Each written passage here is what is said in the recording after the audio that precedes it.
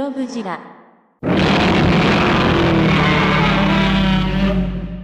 Alright, friends and neighbors, let's take a look at, my god, this guy looks like a turd who ate too much party mix. So right up front, Super Impulse's first Godzilla release is questionable at best. But I do have to give the company some credit here. The detail on this guy really ain't all that bad. I mean, it's not great, but I wasn't expecting to see such detailings on his skin and even his gills. The vast majority mostly coming off rather muddy and lost in the sauce, and this just looks like a crotch rash if I had ever seen one. What? Your genitalia don't glow purple when shit gets bad? Yeah, I'm not gonna outright crap all over this thing because this was $8, and I know $8 bought us some really great stuff back in the day. But we don't live back in the day anymore. We live in today.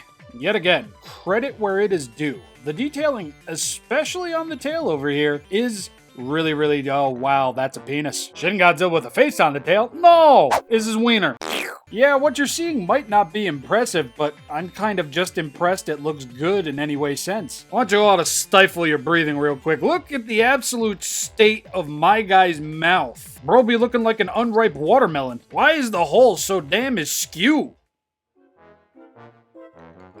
You know, sometimes I really do surprise myself with some of the shit I say in these videos. And yeah, bro's going to be sporting blobs for eyes. Very Odola from Majora's Mask coded. But hey, beyond all that, this guy actually has two qualities that I very much appreciate about him. One being that Super Impulse actually painted the extra nail on the side of his hand over here, and over here. And they painted all of his toes. And they included the extra toes on top of his feet. There's one, and there's another one. That is impressive. That is something I wasn't expecting at all. Yeah, he looks like a lukewarm cup of coffee with party mix. I know I already used that, but I can't wait to display it on my shelf. So with that being said, let's take a look at his stand. It's a clear piece of plastic, probably acrylic. It's got a slot in the back and a peg for his foot. What's this slot for, you might be asking? The diorama card featured on the back of the box, and yes, I know there was a price tag on it, featuring one of the shots of the bay in Shin Godzilla. And even though this is likely not intentional, the back of this has the fire and brimstone, all that fun stuff, Godzilla's leg, a little bit of his beam. This may just come in handy for anybody who wants to be anal about all this, giggity. So with the diorama card, it's that simple. Boom, you're good. And if you want to flip it over, it's that simple. Boom, you're good. Now all you gotta do, let your powers combine and boom, look, it's Godzilla rising from the bay. And believe it or not, this guy comes with two more accessories. A heat ray effect with translucent capabilities, yes. Yeah, I'm well aware it's white, not purple. It is what it is. Just get a grip on your Shin Godzilla and shove it in. Honestly, not too bad. But now, it's just like Harry Potter, kids. Grip your Godzilla and rub the spine. Looking to beat the cum out of a thick, fresh oak. And to complete the look, as I said, take this diorama card, flip it, put it right on the back of the stand, and boom, bro's looking severely on point. Intended to be that way or not, I do like the fact that there are multiple ways to display. No way genuinely feels like the wrong way. And you know what? Not for nothing. This entire package was $8. Yeah, it took like Godzilla looking like a dehydrated chocolate bar with a bit of grape frosting on him to come with a heat ray effect. Is the thing? And just for bonus sake, here's what the figure's gonna look like in the box. Yeah, I bought 2 copies off of Playmates Dealer 44, aka Alex. Thank you so much, my guy. Also, huge shout out to that of Robbie's Hobbies in Columbus, Ohio for carrying both of these things for Alex to pick up for me. If you're in that general area, definitely give him a shot. I don't know, I caught one good look at this thing and thought, Jesus Christ, this is the most memeish and adorably terrible Shin Godzilla figure I've ever seen. I need 2. One to take out, one to keep in. And this is one of those resealable boxes like the Ultra Action boxes. See, it's got the lips, it's all taped up, you get some information on the figure back here, and then you get the diorama card, which had another friggin' price tag. I like it. I like it quite a lot.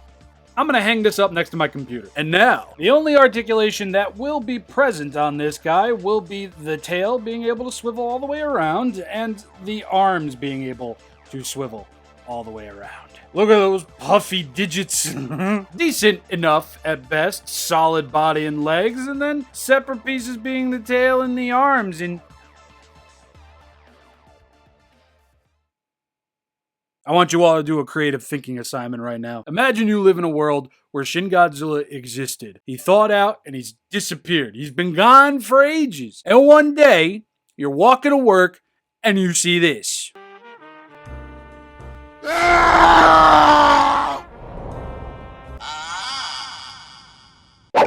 What the fuck was that? And now, for the second part of this here review. That being the Super Impulse, the world's smallest Shin Godzilla Strikes Back figure. That's his full friggin' name. Here's the listing.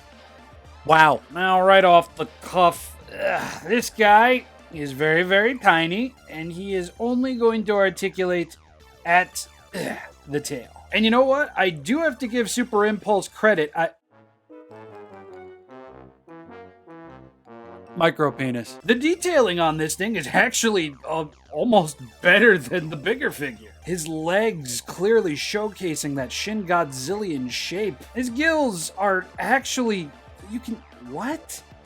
Look at that. You can actually see his gills. Yeah, his dorsal fins still kind of look like bunched up meatloaf, but I'm surprised. This really ain't all that bad. Ridges on the tail, moving up into the one-eyed monster. Proper crotchal, thigh, knee, and shin detailage. Chest is gonna be a bit oh my god, Jesus. The hole is just skew over here too. I wonder how, oh dear.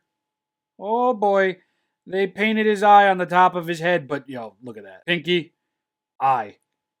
Yeah, at least you got the other one. Yeah, bro's still gonna be looking like an unripe watermelon in the mouth area, but credit where it's due. They attempted to paint the extra nails on Shin Godzilla. This one looks like they just kind of painted his palm. And over here, it's a bit more on point. And the same could really be said for the toes, except this one's only painted on the side and not the full thing.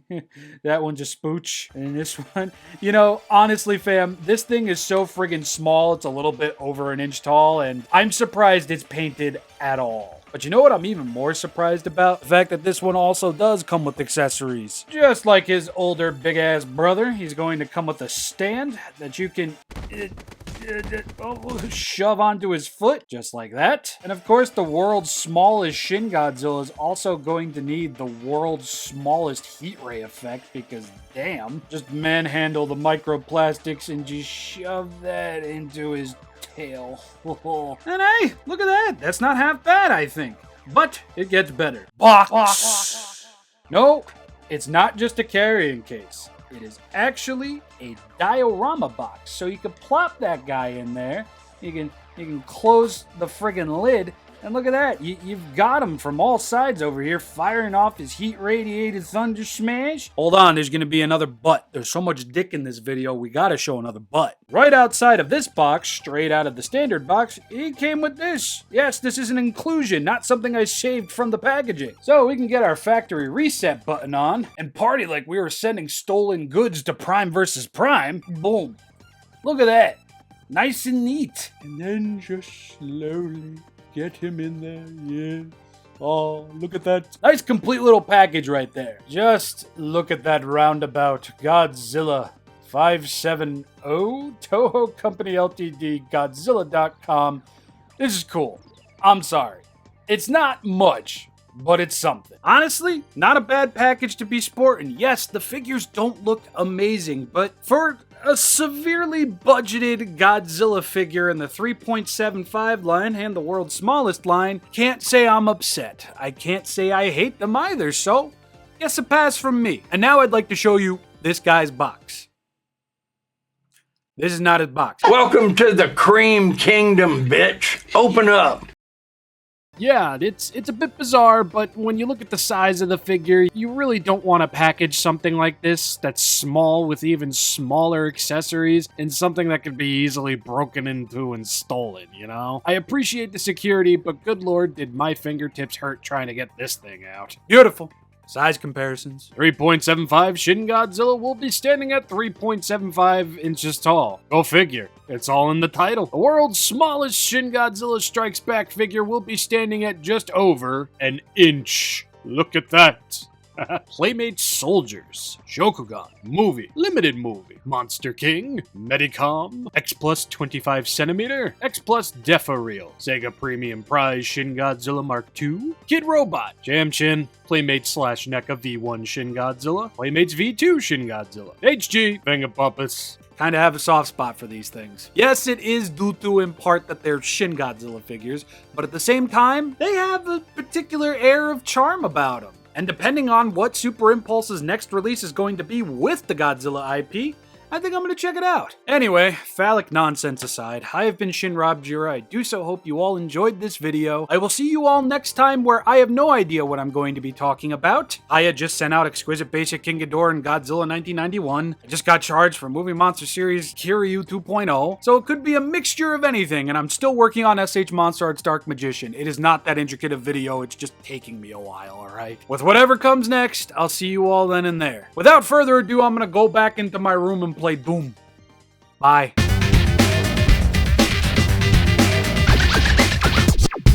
I gave that pussy a raspberry.